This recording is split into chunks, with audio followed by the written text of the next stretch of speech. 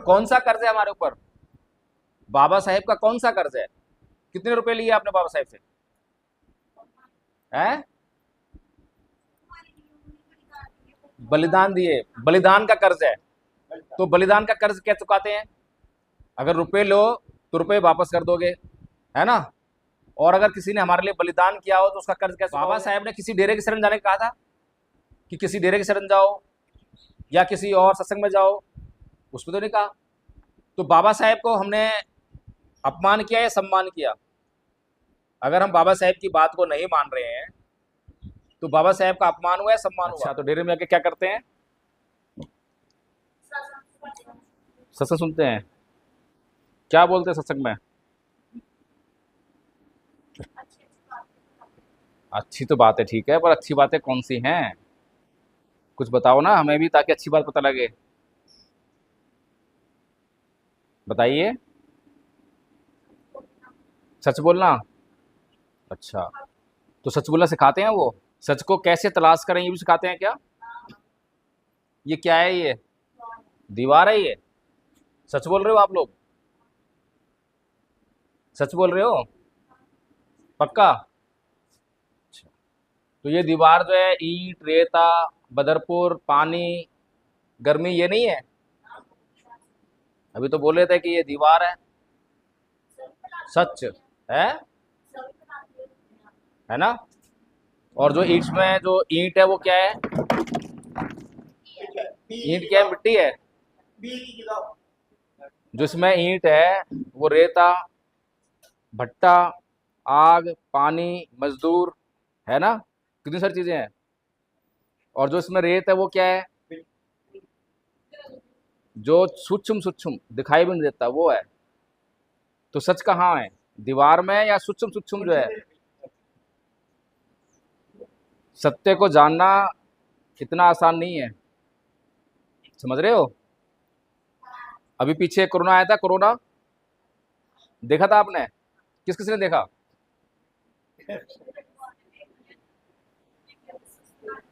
Corona किस किस ने देखा? किसी डेरे वाले ने देखा? किसी डेरे वाले गुरुजी ने देखा कोरोना? है? किसी डेरे वाले गुरुजी ने देख के कोरोना को बता दिया कि कोरोना आया है? बताया किसी ने? नहीं कोई। किसने बताया? डॉक्टर ने, है ना? तो सच कहाँ पर है? डेरे में या डॉक्टर के पास?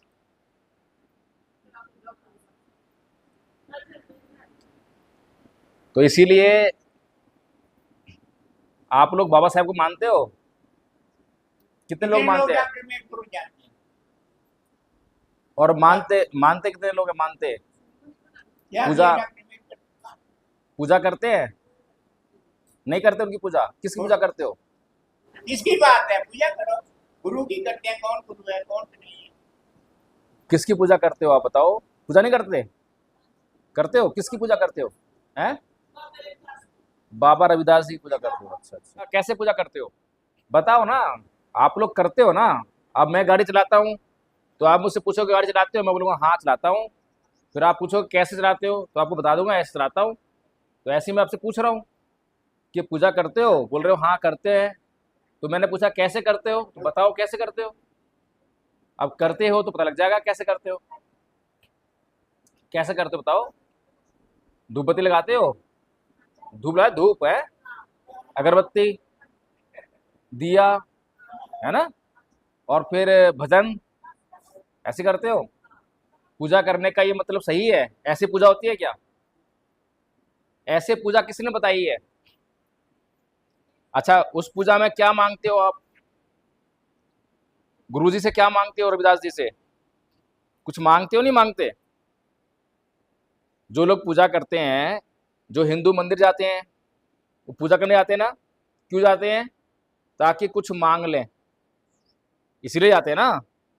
अगर वहां पर जो मूर्ति है और वो उससे कुछ नहीं मांगना है तो क्यों जाएंगे मंदिर? क्यों पूजा करेंगे? पूजा इसीलिए करते हैं ताकि उन्हें कुछ मिल जाए, जो वो मांगेंगे और वो उनको मिल जाए। ऐसा ही है ना? मुसलमान लोग भी ऐसे करते हैं। मुसलमान भी मस्जिद जाते हैं, वो भी नमाज पढ़ते हैं, तो वो भी कुछ मांगते हैं। ऐसा ही है। ईसाई लोग भी ऐसे ही करते हैं, डेरे वाले भी ऐसे ही करते होंगे, ऐसे करते हैं। तो ये बताओ, ये सारे लोग अपने लिए मांगते हैं या सारे गांव के लिए मांगते हैं? सबके लिए मांगते हैं। अच्छा, फिर आपस में लड़ते भी हैं?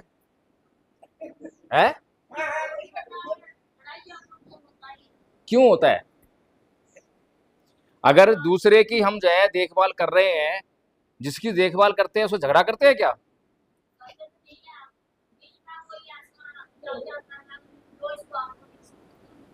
अच्छा, तो धर्म क्या है बताइए मुझे, धर्म को मानते हो ना आप?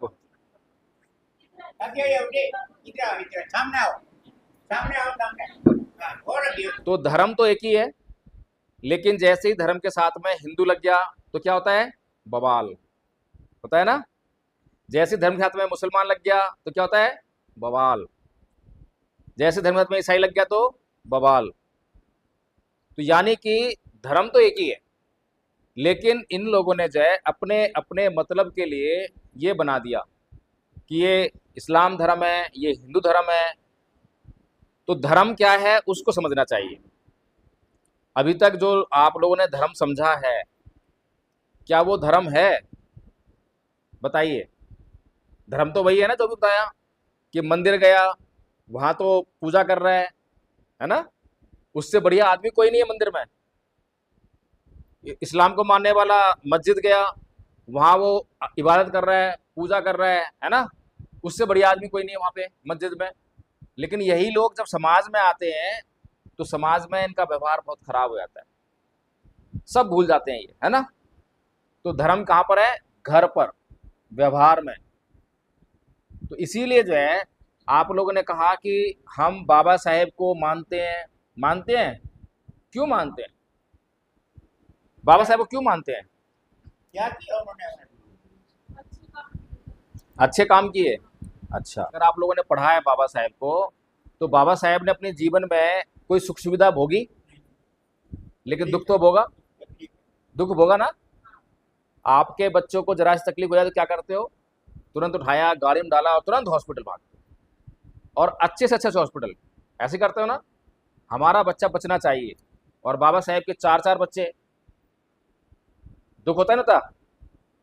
अगर किसी के चार चार बच्चे उनके सामने चले जाएं तो कितना दुख होगा। फिर उनकी पत्नी, वो भी मर गई बेचारी, कितना दुख है ना। तो ये सब दुख जो है किस लिए झेला उन्होंने? ये जो बाबा साहेब ने दुख झेला, किसके लिए झेला? किसके लिए बताओ? डेरों के लिए, मंदिरों के लिए, मस्जिद के लिए, किसके लिए झेला? हमारे लिए। तो हमारे ऊपर कर्ज है बाबा साहेब का। तो जिसके ऊपर कर्ज होता है, क्या उसको सुख की नींद आती है? आपको नींद नहीं आती? तो नींद कैसी आती है? सुख की नींद आती है, बढ़िया मस्त मौज मस्ती की नींद आती है। कर्जदार को तो नींद आनी नहीं चाहिए, है? आनी चाहिए क्या? भाई हम बाबा साहेब के कर्जदार हैं या नहीं है? तो हमें नींद कैसे आती है? नहीं आती। कौन सा कर्ज है हमारे ऊपर? बाबा साहेब का कौन सा कर्ज है? कितने रुपए लिए आपने बाबा साहेब से? हैं? बलिदान दिए, बलिदान का कर्ज है। तो बलिदान का कर्ज क्या चुकाते हैं? अगर रुपए लो तो रुपए वापस कर दोगे, है ना। और अगर किसी ने हमारे लिए बलिदान किया हो तो उसका कर्ज क्या चुकाओगे? बलिदान देना पड़ेगा ना। तो आप क्या बलिदान दे रहे हो? कुछ नहीं कर रहे। तो मतलब हम कर्ज चुका नहीं रहे, तो ये तो बेईमानी होगी, है? बेईमानी होगी ना। तो फिर ईमानदारी दिखानी है, ईमानदारी दिखानी है, कर्ज चुकाना है। कर्ज चुकाना है नहीं चुकाना? बाबा साहेब ने आपके लिए बलिदान क्यों दिया? इसलिए दिया ताकि आप सुखी हो जाओ, इसलिए दिया ना। तो आज क्या आप सुखी हो? आपको लग रहा होगा कि हम सुखी हैं, लेकिन जो देश में माहौल चल रहा है, जब मर्जी पाकिस्तान इंडिया का युद्ध हो जाता है, तब क्या होता है आपकी हालत? चाहते हो युद्ध? इंडिया पाकिस्तान का युद्ध चाहते हो आप लोग? नहीं चाहते। फिर ये युद्ध होता क्यों है? किसकी वजह से युद्ध होता है? कोई ना कोई गलत तो है, चाहे भारत के लोग गलत हों, चाहे पाकिस्तान के लोग गलत हों, किसी के मन में तो बेईमानी है। झगड़ा जब ही होता है ना, झगड़ा जब होता है जब बेईमानी होती है।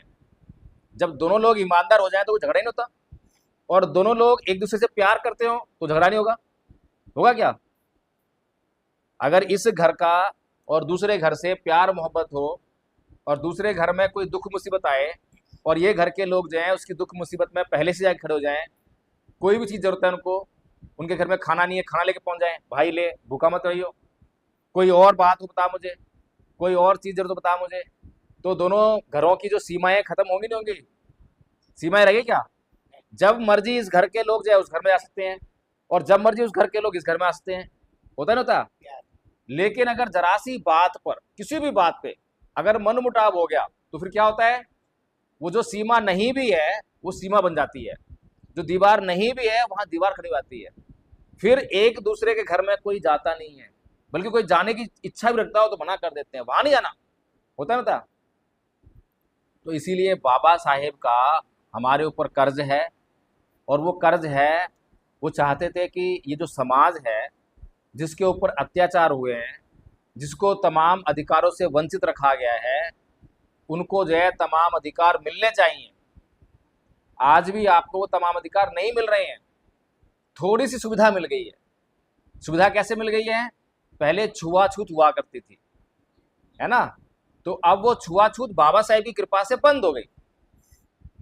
लेकिन अभी तक जो लोग छुआछूत करते थे उनके दिमागों में छुआछूत है, वो अभी भी जानते हैं कि इन लोगों का शोषण करना है। तो आज भी वो आपको आपके असली हक अधिकार नहीं दे रहे हैं।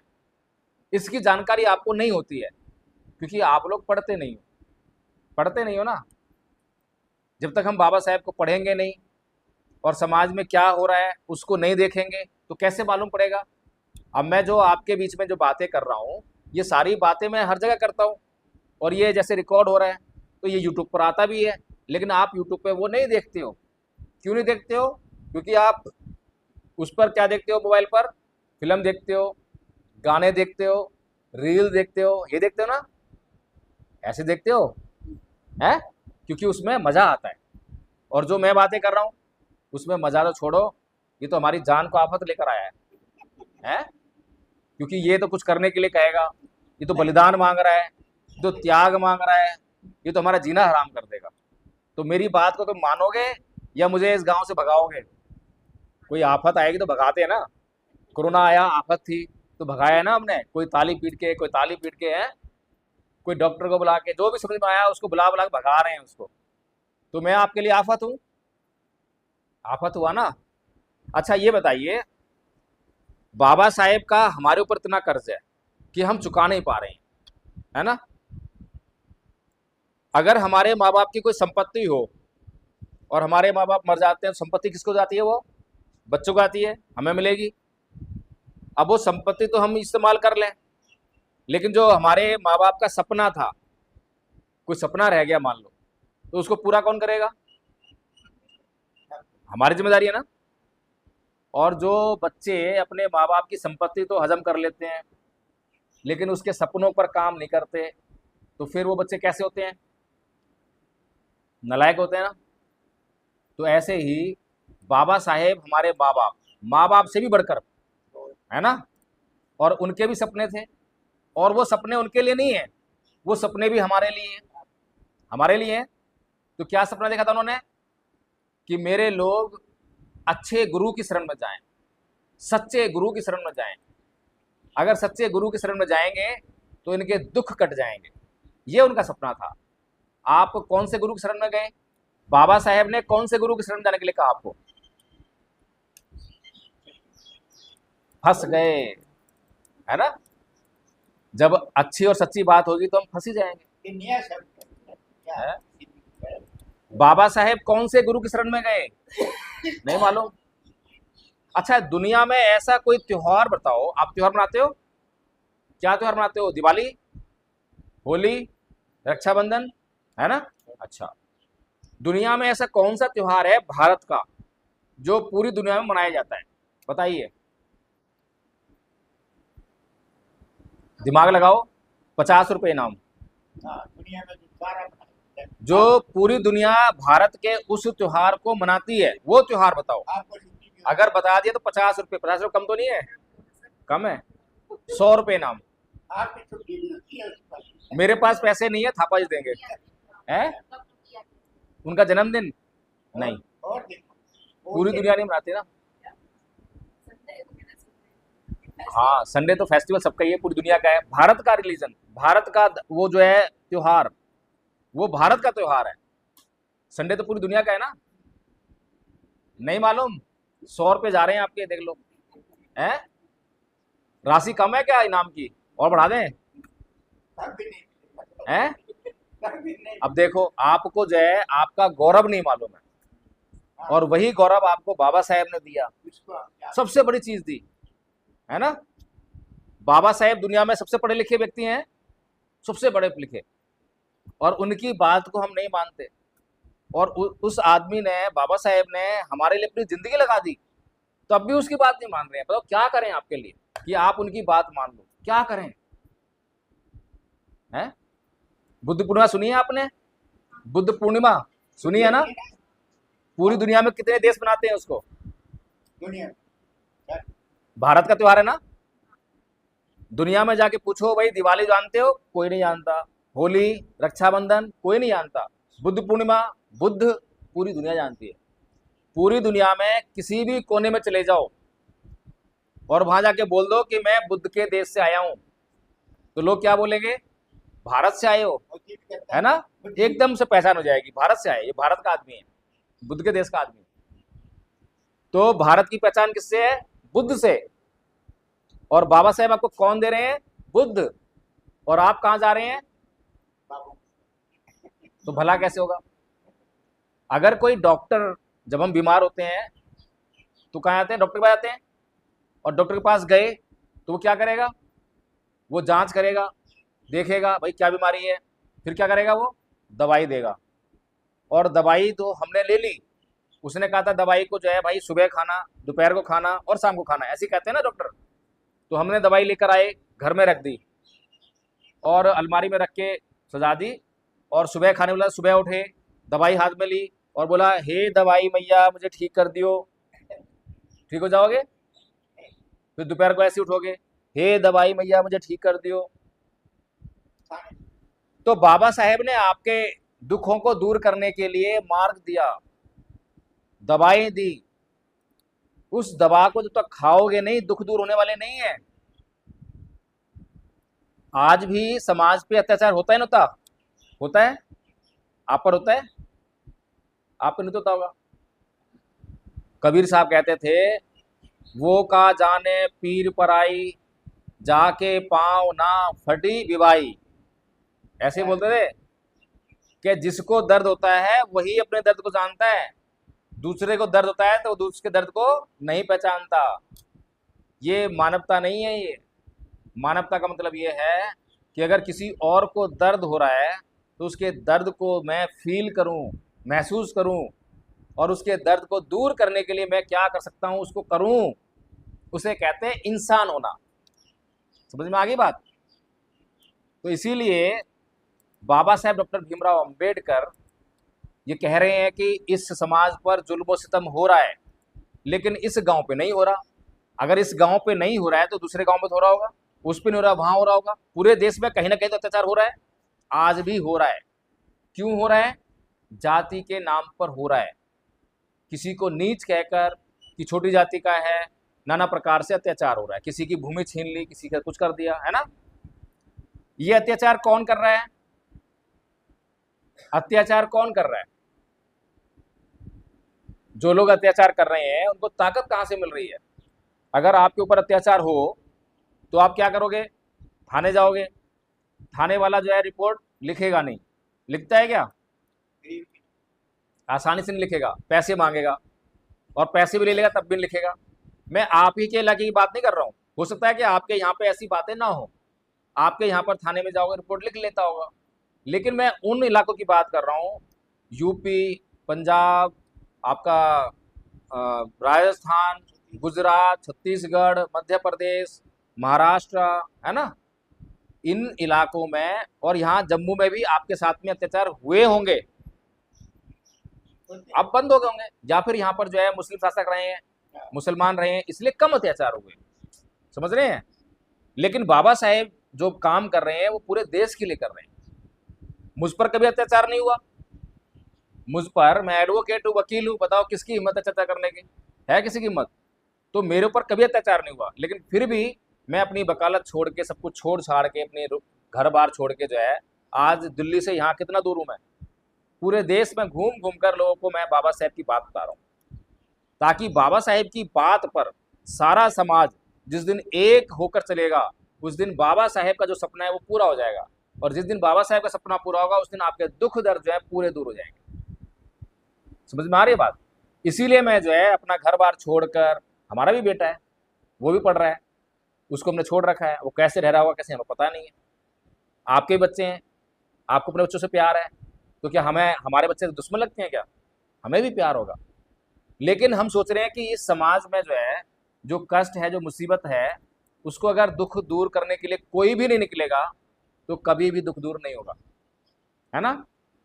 आपके सांबा जिले से आपका कभी एमएलए बना था? मैंने सुना है बना था, आज तो नहीं है। आज किसका एमएलए है? बीजेपी का है। किसने जिताया उसको? आपके ही वोट से जीता होगा, है ना। तो फिर वोट आपका और राज किसका? बीजेपी पार्टी किसकी है? आपकी पार्टी है। क्या कर रहे हो आप लोग, है बताइए मुझे। अब लेकिन बीजेपी पार्टी ने जिस उम्मीदवार को उतारा वो बंदा हमारा होगा, ऐसा ही है? हमारा बंदा हुआ क्या? जो दुश्मन की पार्टी में जाकर चुनाव लड़ रहा है वो हमारा बंदा कैसे हो जाएगा? बाबा साहेब ने तो 2 वोट का अधिकार की बात कही थी, सुरक्षा करने के लिए, कि इस समाज की सुरक्षा की जाए, ये समाज अपने ही नुमाइंदे को चुने। इस रिजर्वेशन का मतलब यही है कि इस सीट से जो है आपका ही बंदा चुना जाएगा। वो व्यवस्था क्यों की गई थी? वो इसलिए की गई थी ताकि आपका बंदा आप चुनोगे तो वो आपके लिए काम करेगा, आपके दुख मुसीबतों को दूर करने का काम करेगा। लेकिन अब क्या हुआ कि सभी पार्टियां आपका ही बंदा उतारती हैं, कांग्रेस भी आपका ही बंदा उतारेगी, बीजेपी भी। अब उसमें से जांच करनी पड़ेगी हमारा है कौन, है जो हमारा होकर हमारे दुश्मन के साथ मिलकर काम करता है, वो हमारा हो सकता है क्या? नहीं हो सकता। तो इसीलिए बाबा साहेब ने इन सबको, कितनी जातियां रहती हैं आपके गांव में?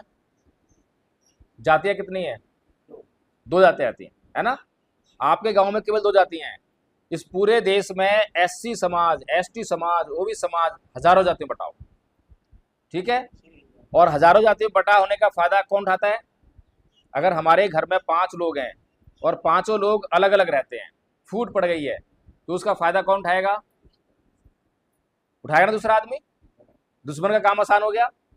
ऐसे ही हमारे समाज में हजारों जातियों में इसको तोड़ रखा है, फूट पड़ी हुई है, तो उसका फायदा किसको मिल रहा है? बीजेपी को। अगर ये गांव, ये समाज इकट्ठा होता सांबा में, तो चाहे बीजेपी आ जाओ, चाहे कांग्रेस आ जाओ, कोई भी पार्टी आ जाओ, किसी का कैंडिडेट जीतता नहीं। चाहे हमारे समाज का दे दो, कुछ भी कर लो, लेकिन जीतता नहीं। क्यों नहीं जीतता?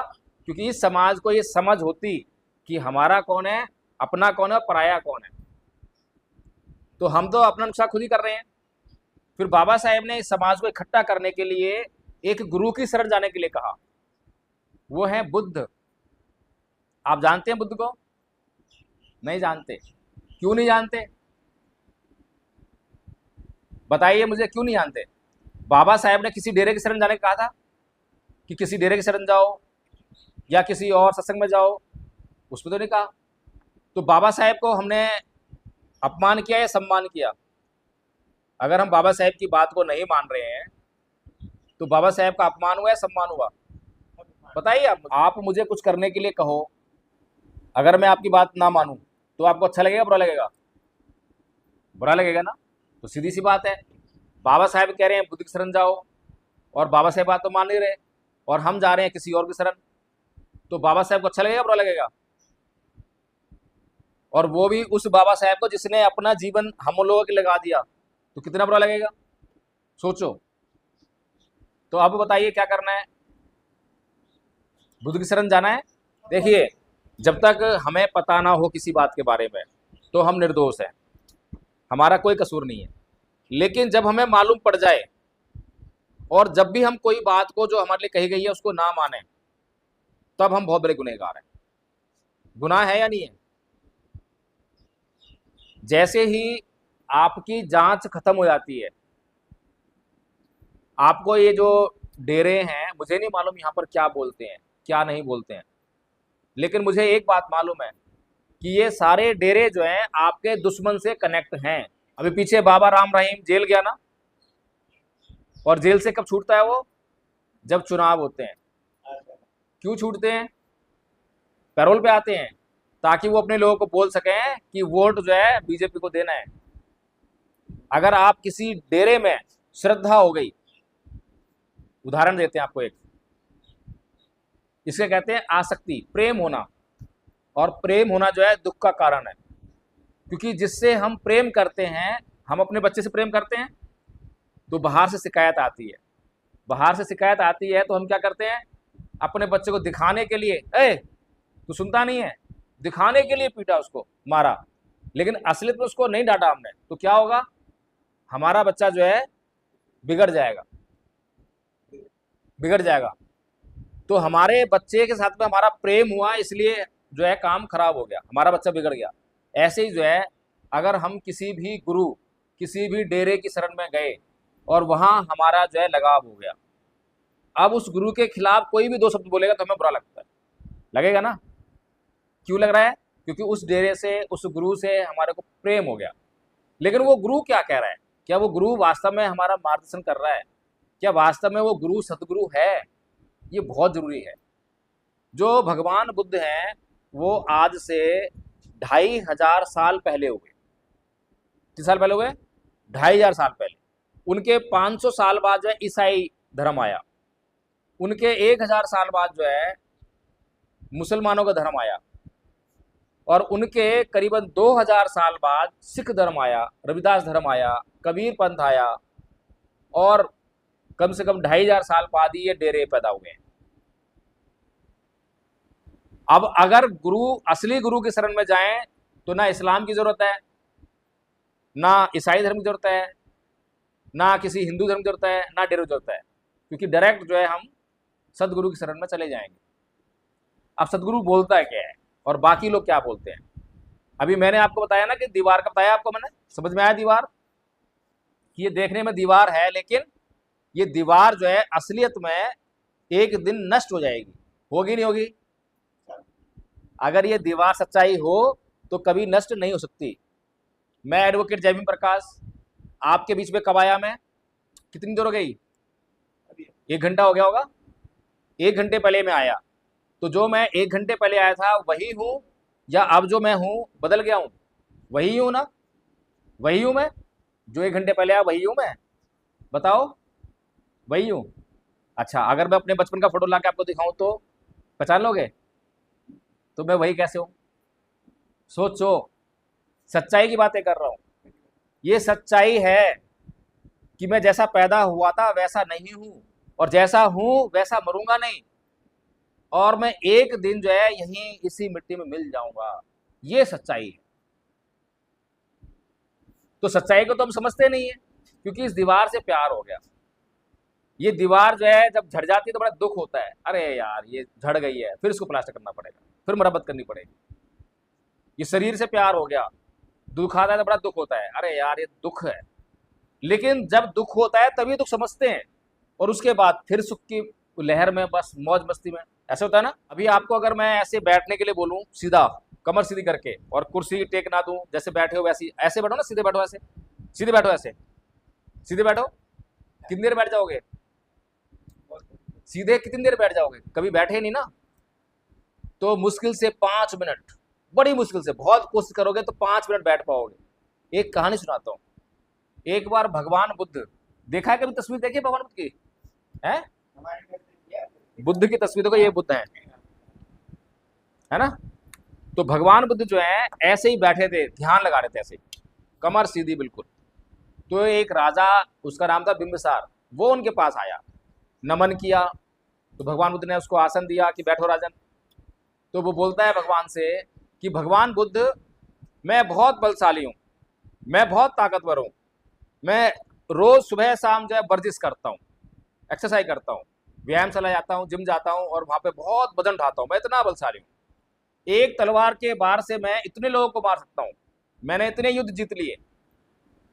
भगवान बोले कि बहुत अच्छा राजन, बैठो। तो भगवान पूछते हैं उससे कि राजा ये बताओ, क्या तुम मेरे साथ बैठकर 1 घंटा ध्यान कर लोगे? 1 घंटा बस। तो राजा बोलता है हाँ भगवान, मैं 1 घंटा ध्यान आराम से कर लूंगा। बहुत अच्छा राजन, क्या तुम मेरे साथ बैठकर 4 घंटा ध्यान कर लोगे? तो राजा बोलता है कि हाँ भगवान, 4 घंटा ध्यान कर लूंगा। भगवान बोलते हैं कि बहुत अच्छा राजन, क्या तुम मेरे साथ बैठकर 1 दिन ध्यान कर लोगे? राजा बोलता है कि हाँ भगवान, 1 दिन ध्यान कर लूंगा। बहुत अच्छा राजन, क्या तुम मेरे साथ बैठकर 1 हफ्ते तक ध्यान कर लोगे? बस राजा की सिट्टी पिट्टी को बोलता है कि नहीं भगवान, 1 दिन भी मैंने ऐसी हवा में बोल दिया था, मेरे बस की तो 1 घंटा भी नहीं है। अब बताओ बलशाली कौन है, भगवान बुद्ध या फिर राजा बिंबिसार? कौन बलशाली है? कैसे? वो तो जिम में नहीं आते, एक्सरसाइज नहीं करते, तलवार नहीं चलाते, किसी को मारते नहीं है, कैसे बलशाली है? कैसे बलशाली है? बल, असली बल कहां पर है, शरीर में या मन में? सच्चाई बता रहा हूं आपको, दिमाग में होता है बल। अगर आपका मन 1 किलो वजन को भी स्वीकार ना करे तो 1 किलो वजन भी उठा नहीं सकते आप। अगर आपका मन चारपाई में लेट गए और नींद आ रही है और वो आपको अलाउ ना करे और कहे कि बस लेटा रहे, तो लेटे रह जाओगे, होता है ना। तो ये मन बहुत मजबूत है, इसीलिए भगवान बुद्ध ने कहा, धम्पद में कहा है पाली में, मनोपुबंगमा धम्मा मनोसेठा मनोमया मनसा च पदुठेन भासती वा करोति वा तो नंग दुख मन वेति चक्कंग वह भय तो पदा। इतनी महत्वपूर्ण बात कही कि मन से सब कुछ होता है। अब बताओ मन से सब कुछ हो रहा है नहीं हो रहा? देखो आसपास कुछ भी, पंखा, ये दीवार, ये घर, ये सब कुछ कैसे बना? सबसे पहले मन में आया ना। मन में विचार आया कि मुझे गर्मी लग रही है, तो फिर क्या हुआ, आदमी ने पहले हाथ वाला बनाया ना कि इससे हवा चल रही है ना। फिर मन में आया कि इसमें तो दर्द होता है हाथ में, फिर उसने कहा कुछ ऐसा बन जाए जिससे हाथ में दर्द ना हो, तो टेबल फैन आ गया। फिर कहता है टेबल फैन जो है गर्म गर्म हवा दे रहा है, तो कूलर बना लिया। फिर कहता है ठंडी हवा तो आ रही है लेकिन चिपचिपी आली आ रही है, तो उसने एसी बना लिया। तो कहां से आया ये सब कुछ? मन से। ये सारा संसार का निर्माण मन से हुआ है, आपका भी निर्माण मन से हो रहा है। ये जो चेहरे दिखाई दे रहे हैं, मैं दिखाई दे रहा हूं ना, जैसे दिखाई दे रहा हूं, ये सब मन की करामात है। अब बताइए मन से बनाए नहीं बने हम? कोई डाउट है किसी को? उदाहरण दूं? अच्छा, कितने लोग जानते हैं, जो पढ़े लिखे बच्चे जानते होंगे, हमारे पूर्वज कौन है? बंदर। लेकिन बंदर के पीछे तो पूंछ थी, कहां गई पूंछ? है, हमारे पीछे तो पूंछ नहीं है। और तुम कह रहे हो कि हमारे पूर्वज जो है बंदर थे, तो झूठ का ये? झूठ है सच है? हमारे पूर्वज जो है बंदर थे, साइंस बोलती है। तो साइंस सही बोलती है गलत बोलती है? नहीं समझ में आया? साइंस सही बोलती है, लेकिन वो पूछ गई कहां? जो भगवान बुद्ध बता रहे हैं उसको जरा दिमाग में लगाओ कि हमारे मन में ये आया होगा, जब हम बंदर थे तो हमारे मन में आया होगा, जब हमने ऐसे बैठना शुरू कर दिया होगा, ऐसे दो पैर चलना शुरू कर दिया होगा, तो वो पूछ जो है उसकी जरूरत हमें नहीं रही होगी। जब जरूरत नहीं रही तो मन में आया कि ये पूछ नहीं चाहिए, तो वो एक दिन में नहीं हुआ, लगातार मन में बात बनी रही, नहीं चाहिए नहीं चाहिए नहीं चाहिए। हजारों साल के प्रोसेस में वो पूछ जो है अपने आप गायब हो। ठीक है। कुछ लोग आपने देखे होंगे, चेहरे को देखते ही पहचान लेंगे भाई गुस्से वाला आदमी है, होता है ना होता? कुछ लोगों का चेहरा देखते ही बड़ा अच्छा आदमी है, लगता है ना। तो ये जो चेहरा है इसका निर्माण हमारे दिमाग से हो रहा है। दिमाग में जो होगा वही हमारे शरीर पर दिखाई देता है, होता है। अच्छा, आप में से कोई बीमार तो नहीं है? कोई बीमार है क्या? कोई बीमार नहीं है। अच्छा, गुस्सा करते हो? गुस्सा नहीं करते? करते हो नहीं करते? ईमानदारी से बोलो, करते हो? गाली गलौज करते हो? करते हो? तो ये गुस्सा करना बीमारी नहीं है? सोचो। अब तो मैंने कितने सच बताए आपको, दीवार, इंसान है और ताकत। और अब ये सच बता रहा हूं कि जिसको आप बीमारी समझते हो, किसको समझते हो? सर्दी, खांसी, जुकाम, बुखार, टीबी, कैंसर, इसको आप समझते हो बीमारी। लेकिन इन सभी बीमारियों की जो जड़ है वो कहाँ है? मन में। काम, क्रोध, मोह, लोभ, द्वेष, तृष्णा, ईर्ष्या, इनसे ये सारी बीमारियां बन रही हैं। उस पर किसी का फोकस नहीं है, उसको तो वो बीमारी मानता ही नहीं है। गुस्सा करते हो, कोई नहीं कहता तुम बीमार हो, कोई कहता है? जबकि जैसे ही कोई गुस्सा करे तो लोगों को बोलना चाहिए, तू बीमार है, तू थोड़ा शांति रख, आराम कर, पानी पी ले। करना चाहिए नहीं करना चाहिए? इसका इलाज करो भाई, ये बीमार है, ये कोई करता है? इसका इलाज कहां पर है? इसका इलाज कहां पर है? इसका इलाज किसी डेरे में नहीं है, डेरे वालों को पता ही नहीं है। असली सदगुरु ने उसका इलाज दिया 2500 साल पहले। और जो 2500 साल पहले जो बातें कर रहे हैं, एक एक बात, साइंस का कोई टकराव नहीं है। साइंस एक एक बात को प्रूव कर रही है कि हाँ ठीक है, ठीक है, ठीक है। आप खुद सोच लो ना, अब तो इतनी बातें बताई हैं, एक एक बात गलत ही बताओ मैंने। एक भी बात जो भगवान बुद्ध ने कही है 2500 साल पहले, एक भी बात गलत है क्या? अगर हम मन को साफ कर लेंगे, सही कर लेंगे, तो हम स्वस्थ रहेंगे। अब जो ये कमर में जो राजा के दर्द होने लगा था ना, क्योंकि इसलिए नहीं कर पाना ना 1 घंटे तक, जो है 1 दिन तक ध्यान नहीं कर पा रहा। क्यों नहीं कर पा रहा? क्योंकि कमर दुखने लगती है, 5 मिनट में ही कमर दुखने लगेगी। क्यों दुख रही है? और जैसी कमर दुखती है क्या करते हो? जैसे ही हमारी कमर दुखती है तो हम क्या करते हैं? तुरंत ही ऐसे बैठ गए, है ना, या फिर लेट गए। उस कमर को हम जरा सा भी कष्ट नहीं देते हैं। तो कष्ट नहीं दे रहे हैं, वो क्या है? हमारी कमर से हमारे को बहुत प्यार हो गया, ऐसे हो गया। और वो प्यार क्या है? राग। राग है, राग। इस कमर से राग हो गया। राग हो गया तो हमने कमर को आराम देना शुरू कर दिया, कष्ट नहीं देते हैं। भगवान बुद्ध ने इस कमर के साथ में कभी राग नहीं करा। कभी पूरी जिंदगी देखो, कभी भी किसी मूर्ति को देख लो, ऐसे ही बैठे हुए। तो ये कमर जो है, जब ऐसे ही बैठने का में अभ्यास हो जाएगा, जो लोग 5 मिनट रोज बैठते हैं तो 10 मिनट बैठ सकते हैं, 1 घंटा बैठने वाले 1 घंटा बैठ सकते हैं, 1 दिन बैठने वाले, जो अभ्यास है ये, जैसा हम अभ्यास करेंगे वैसा शरीर बन जाएगा। ये शरीर मजबूत बनता है, अभ्यास से बनेगा। ये शरीर कमजोर बनेगा, वो भी अभ्यास से बनेगा। इसको अगर आपने राग का अभ्यास करा दिया तो कमजोर हो जाएगा, बीमारी आ जाएगी। इस शरीर के साथ में आपने जो है सही अनुशासन रखा तो बीमारी से मुक्त हो जाएगा। तो इतना महत्वपूर्ण धर्म, इसकी जांच की बाबा साहेब ने, यानी बाबा साहेब ने इसकी जांच की और ये पता लगाया कि मेरे लोगों के लिए सबसे बढ़िया धर्म, सबसे उत्तम धर्म जो है बौद्ध धर्म है। अगर बुद्ध की शरण में मेरे लोग जाएंगे तो उनके सारे कष्ट दूर होने वाले हैं। और बुद्ध की शरण में जाएंगे तो जातियां खत्म हो जाएंगी। खत्म होगी नहीं होंगी? जातियां कब तक है? जब तक आप हिंदू धर्म में हो, डेरों में हो, तो आपकी जातियां बनी हुई हैं। किसी भी डेरे में जाने से आपकी जाति खत्म हुई क्या? हुई है? नहीं हुई ना। किसी भी मंदिर में जाने से, मस्जिद में जाने से आपकी जाति खत्म नहीं हो रही है। लेकिन बुद्ध की शरण में जाने से आपकी जाति खत्म हो जाती है, क्योंकि बुद्ध जो है केवल मनुष्य देखते हैं। क्या देखते हैं? ये इंसान है, इसने इंसान के रूप में जन्म लिया है। आप अपने अलावा जो है दूसरे जीवों को देखो, कुत्ते, बिल्ली, गाय, भैंस, जब सर्दी पड़ती है तो अपने कुछ कर सकते हैं? वो अपने लिए कर सकते हैं क्या? नहीं कर सकते। गर्मी पड़े तो कुछ नहीं कर सकते, बारिश पड़े तो भीगने लिए मजबूर हैं, मर भी जाते हैं। लेकिन आप लोग इंसान के रूप में पैदा हुए हो। जैसी सर्दी पड़ती है तुरंत कंबल, रजाई, घर, सब कुछ कर लिया आपने। तो ये इंसान का जन्म बड़ी मुश्किल से मिलता है, बड़ी मुश्किल मिलता है। ये इंसान का जन्म आपको ऐसो आराम करने के लिए नहीं मिला। और असली सुख क्या है उसको जानते ही नहीं है। असली सुख जो बुद्ध ने बताया है कि इस दुख को दूर करो। दुख कौन सा है?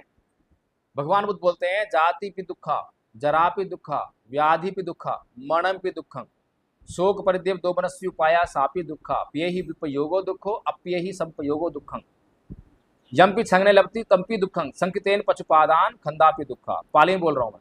इसका मतलब ये है, जन्म लेना दुख है। जन्म लेते दुख होता है ना, सारे जितने भी प्राणी हैं जन्म लेते ही दुख महसूस करते हैं।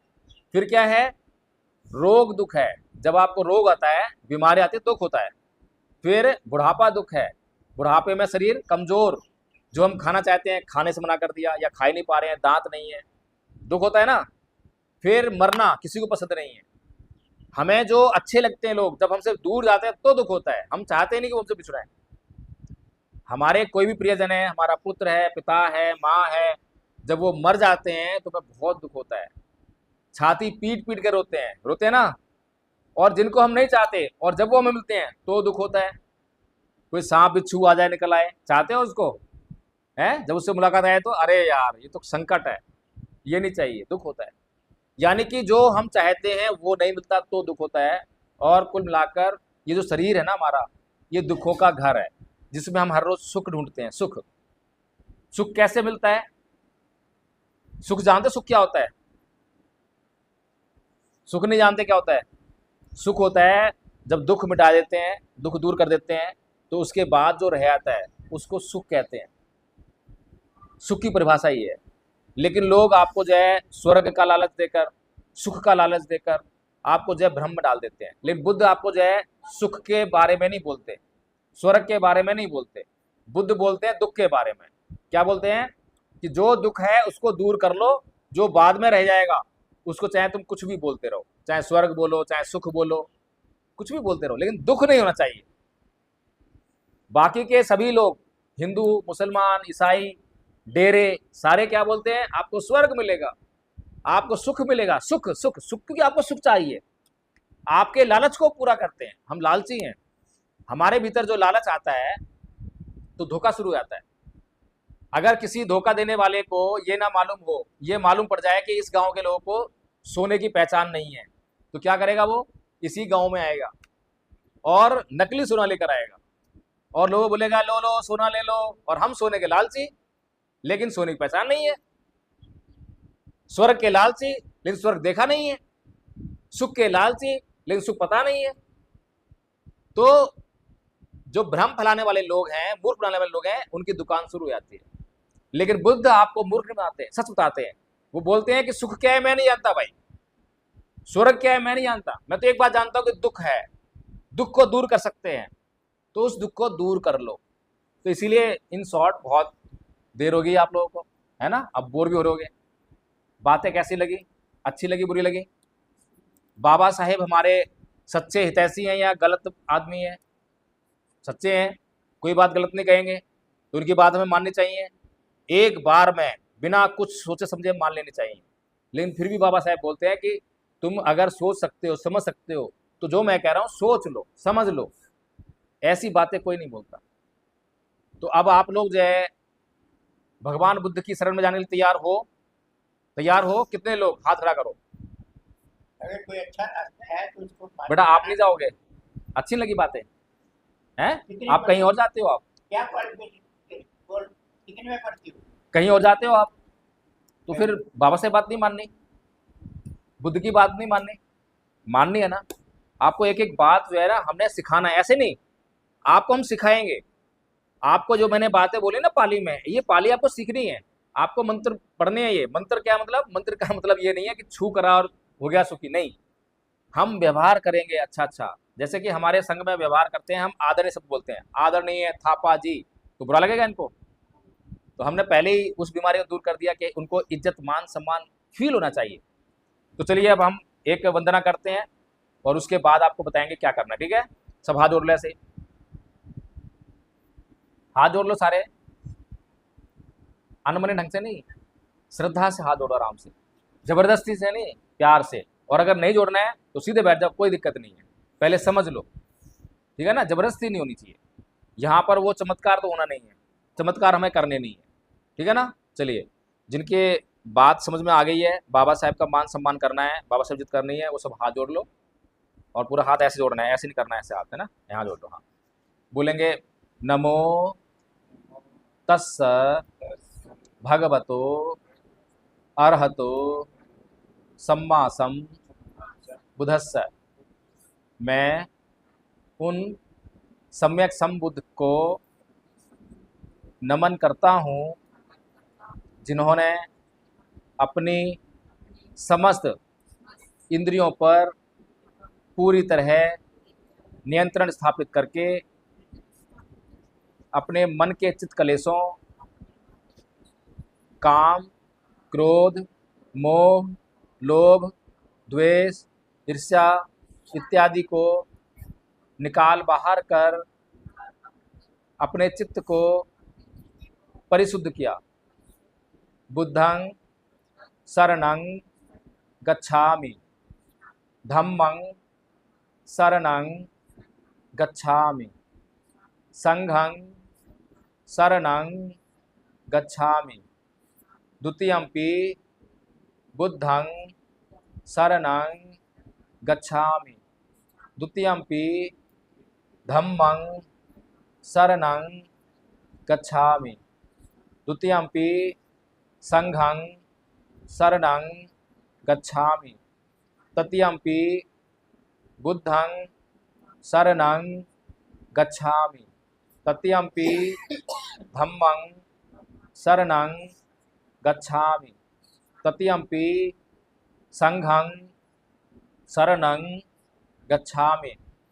मैं बुद्ध की शरण जाता हूँ, मैं धम्म की शरण जाता हूँ, मैं संघ की शरण जाता हूँ। दूसरी बार भी, तीसरी बार भी। पाणातिपाता वेरमणि सिक्खापदं समादयामि। मैं प्राणी हिंसा से विरत रहने की शिक्षा ग्रहण करता हूँ। आदिन्नदाना वेरमणि सिक्खापदं समादयामि। मैं चोरी करने से व्रत रहने की शिक्षा ग्रहण करता हूँ। कामेषु मिच्छा चारा वेरमणि सिक्खा पदं समादयामि। मैं व्यभिचार से व्रत रहने की शिक्षा ग्रहण करता हूँ। मूसावादा वेरमणि सिक्खापदं समादयामि। मैं झूठ बोलने, चुगली, निंदा, व्यर्थ बकवास, असत्य भाषण से व्रत रहने की शिक्षा ग्रहण करता हूँ। सुरामेर्य मज्ज पमादठाना वेरमणि सिक्खापदं समादयामि। मैं नशीली चीज़ों के सेवन व प्रमाद से व्रत रहने की शिक्षा ग्रहण करता हूँ। सब्ब पापस्य अकरणं, सब्ब पापस्य अकरणं कुशलस्य उपसंपदा सचित्त पर्योदपनं एतं बुद्धानुशासनं। सभी प्रकार के पाप कर्मों यानी गलत कामों का नहीं करना, सभी प्रकार के कुशल कर्मों का यानी अच्छे कर्मों का करना और अच्छे और गलत कामों के बीच के भेद को जानने के लिए अच्छे चित्त यानी मन का निर्माण करना, यही बुद्धों की शिक्षा है, यही धर्म है। साधु साधु साधु। ठीक है, आपको कुछ भी ऐसा बताया जो कुछ चमत्कार हो, कुछ मंत्र संतर हो, ऐसा कुछ लगा? सब कुछ काम की बात है ना। अब हमने बुद्ध की शरण गए, तो बुद्ध की शरण का मतलब क्या है? कुछ लोग बोलते हैं कि बुद्धि की शरण जाना, लेकिन बुद्धि तो डाकू के पास भी होती है। डाकू उस बुद्धि का इस्तेमाल क्या काम में लगाता है? लूटने में, चोर चोरी करने में, है ना। तो बुद्धि का सही इस्तेमाल जिसने किया वो बुद्ध है, और सही सबसे सही इस्तेमाल किया। कैसे इस्तेमाल किया? कि इस संसार में जितना भी दुख है उस दुख का समाधान उन्होंने ढूंढ लिया, ऐसी बुद्धि, तो उसको बोला बुद्धत्व।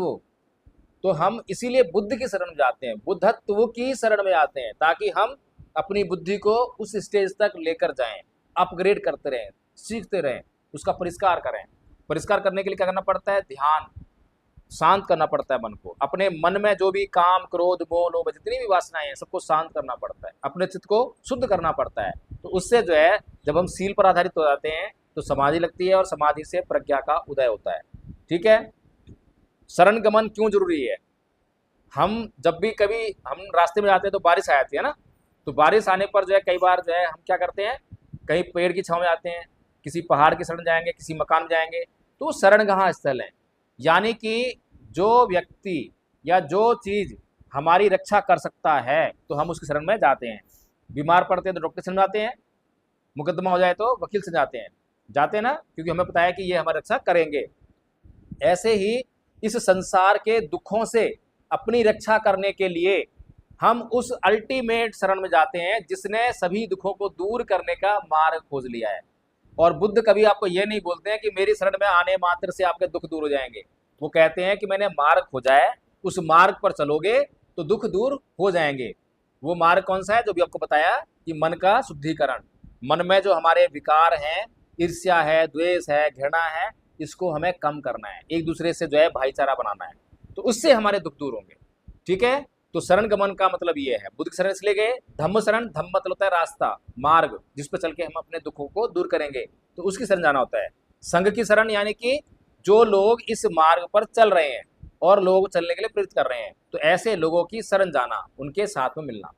तो इसीलिए अब जो लोग ये कोर्स करना चाहते हैं, देखो हमने ये कोर्स तैयार किया है, बहुत सारा तो अध्ययन नहीं कर सकते, लेकिन छोटा कर सकते हैं। सिर्फ ये कोर्स है, अनपढ़ लोगों से लेकर पीएचडी करे हुए लोगों ने ये कोर्स आराम से कर लिया है। कोई 2 दिन में कर लेता है, कोई 10 दिन में, कोई 1 महीने में। और ये कोर्स करने के बाद आपके दुखों से आपको मुक्त कराने की गारंटी मैं ले रहा हूँ।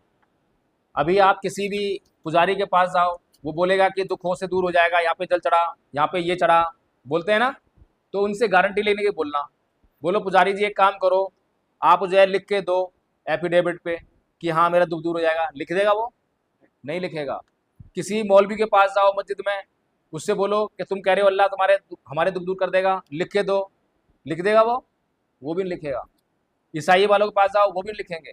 लेकिन मैं आपको लिख कर दे रहा हूँ, आपको मैं बोल रहा हूँ, अगर ये कोर्स करने के बाद आपके दुख दूर ना हो तो मेरी गर्दन पकड़ लेना, उसे दबा देना, मुझे मार डालना। इससे बड़ी गारंटी है कोई? नहीं है ना।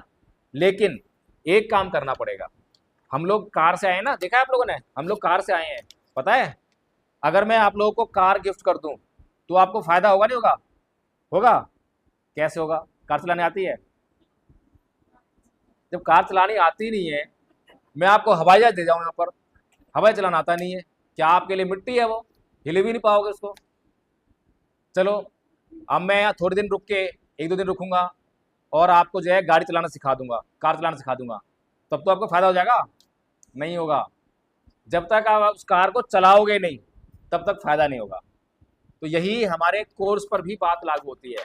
पहले याद करना पड़ेगा, पाली में और हिंदी में, ठीक है? और याद करने के बाद इसको सीखना पड़ेगा कैसे अप्लाई करना है, और सीखने के बाद इसको अप्लाई करना पड़ेगा।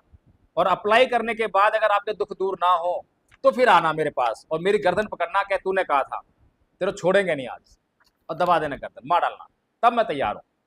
गारंटी कैसी है? कोई ईश्वर नहीं, कोई परमात्मा नहीं, कोई चमत्कार नहीं, सब आपके हाथ में है। आपके दुखों को दूर करना केवल आपके ही हाथ में है। आपके हाथ में नरक है, आपके हाथ में स्वर्ग है। जब आप इस कोर्स को करके और अपने मन के विकारों को निकालना, हमारे संघ में ये कोर्स बहुत सारे लोगों ने किया है, और जितने लोगों ने कोर्स किया सारे आज जो है बहुत मतलब सुखी हैं। पहले बहुत गुस्सा करते थे, अब गुस्सा, ऐसा नहीं गुस्सा खत्म हो जाएगा, गुस्सा आएगा लेकिन कम हो जाएगा, समझदारी बढ़ जाएगी। ईर्ष्या अब भी आएगी लेकिन समझदारी बढ़ जाएगी, ये मेरे अंदर ईर्ष्या आ रही है, मुझे ईर्ष्या नहीं करनी है, मुझे किसी जलना नहीं है, ये सब भाव पैदा होने लग जाएंगे। तो मार्ग ढूंढ लिया गया है, बस उस मार्ग पर अब चलना है, धीरे धीरे धीरे धीरे अपने दुखों को जो है, जितना हम चलते जाएंगे उतना हमारा दुख जो है दूर होता जाएगा। अब कितने लोग ये कोर्स करने के लिए तैयार हैं? ऑनलाइन करना है, कहीं जाना नहीं है, कोई रुपया लगना नहीं है, इसमें फ्री में करना है। कोई आपसे 1 रुपया भी नहीं मांगा, अब तक मांगा कोई रुपया? थापा जी ने बोला कि वहां पे आ रहे हैं उनको 500 रुपया देना है, उनको 1000 रुपया देना है, पेट्रोल लगेगा, बोला है कभी? नहीं बोला ना। और इसमें आपका कितना बड़ा कल्याण है, ये कोर्स करने के बाद आपको लाखों करोड़ों रुपए का फायदा होने वाला है, ये भी गारंटी देके जा रहा हूँ। आपके लाखों रुपए बच जाएंगे आपके, नहीं समझ में आ रहा होगा कैसे बच जाएंगे? हैं, बचेंगे, मिलेंगे नहीं। हाँ, हाँ,